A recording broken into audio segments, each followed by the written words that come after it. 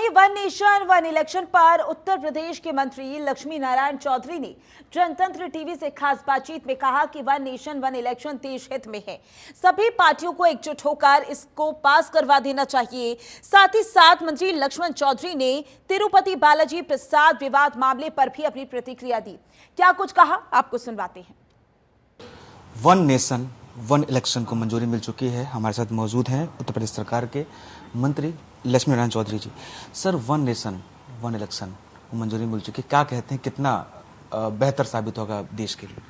देखिए, हमारे संविधान निर्माताओं ने शुरू से ही ये नियम था, सन 52, 57, 62 और 67 तक पूरे देश में असेंबली और पार्लियामेंट का इलेक्शन एक साथ होता था।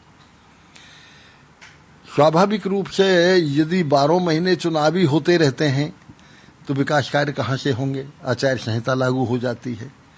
दूसरे नंबर यह है, खर्च भी ही इसमें, इन्वेस्टमेंट भी, पैसा तो जनता का है, कई गुना ज़्यादा बढ़ जाता है, भ्रष्टाचार भी बढ़ जाता है। इसलिए वन इलेक्शन वन नेशन बड़ी सोच समझ के हमारे संविधान निर्माताओं ने बनाए थे। 4 बार ऐसा इलेक्शन हुआ, लेकिन इसके बाद चूँकि सरकारें, संविध सरकारें बनना शुरू हो गई और दलों का इधर उधर आना जाना टूटना शुरू हो गया, इसलिए ये अव्यवस्था हुई। ये देश हित में है और देश हित के साथ साथ विकास के लिए बहुत आवश्यक है, पैसे की बहुत बड़ी बचत होगी, इसलिए वन नेशन वन इलेक्शन होना ही चाहिए। यूपी में देखा जाए तो 10 बार हो चुके हैं एक साथ चुनाव, तकरीबन 10 बार हो चुके हैं, और राज्यों का लिया जाए तो 18 बार समथिंग हुए। 1951-52 की बात की जाए, 57 की बात की जाए, तो तब से लेकर चला आ रहा कांग्रेस उसमें पार्टी थी। क्या लगता है, अगर ये शुरू होता है वन नेशन वन इलेक्शन का चुनाव अगर हो जाता है तो इससे मतलब आपने तो लाभ बताया, और भी राज्यों को देखा जाए या फिर एक साथ जो पार्टीज हैं, जो रीजनल पार्टियां हैं, वो कितना प्रभावित होंगी इससे? देखिए, हमारा विरोध सकारात्मक होना चाहिए, नकारात्मक नहीं होना चाहिए। जो देश के विकास के लिए आवश्यक है, देश की एकता के लिए आवश्यक है, जो जनता के विकास और पैसे का दुरुपयोग ना हो उसके लिए आवश्यक है, तो वो वन इलेक्शन वन नेशन ही आवश्यक है।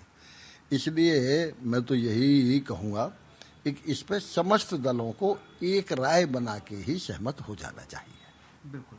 अभी तिरुपति बालाजी मंदिर को लेकर तमाम सवाल खड़े हो रहे हैं। कहा जा रहा है कि जानवरों की चर्बी से पिघलाकर तेल उसमें यूज होता था प्रसाद में। आप ब्रिज से आते हैं, चूंकि ब्रिज देवों की नगरी कही जाती है, तो क्या लगता है किस तरीके का अपमान है ये सनातन धर्म का, कैसा होना चाहिए?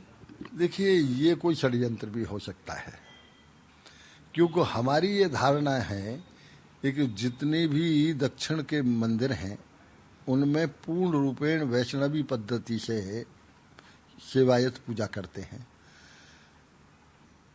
लेकिन मैं भी 5 बार गया हूँ वहाँ तिरुपति बालाजी, वहाँ हर व्यक्ति को लड्डू प्रसाद दिया जाता है। अब जांच हुई है, यदि जांच में ये पाया गया है कि इसमें कहीं मिलावट है किसी अवैध चीज की, तो निश्चित रूप से ये एक सनातन धर्म और तिरुपति बालाजी की आस्था के प्रति बहुत बड़ा कुठाराघात है। इस पे गंभीरता से वहाँ के सेवायतों को और सनातन धर्म प्रेमियों को सोचना चाहिए। अंतिम सवाल में आपको बहुत शुक्रिया आपका। आपने सुना कि वन नेशन वन इलेक्शन पे मंत्री जी का है कि सभी देश के लिए लाभान्वित साबित होगा, इसको सभी पार्टियों को एकजुट होकर कर देना चाहिए। वहीं तिरुपति बालाजी वाले मंदिर के प्रसाद वाले मामले में उन्होंने कहा कि सवाल खड़े होते हैं और अगर इसका कोई दोषी है तो निश्चित तौर पर कार्रवाई होनी चाहिए। कैमरामैन पवन के साथ नंदन श्रीवास्तव,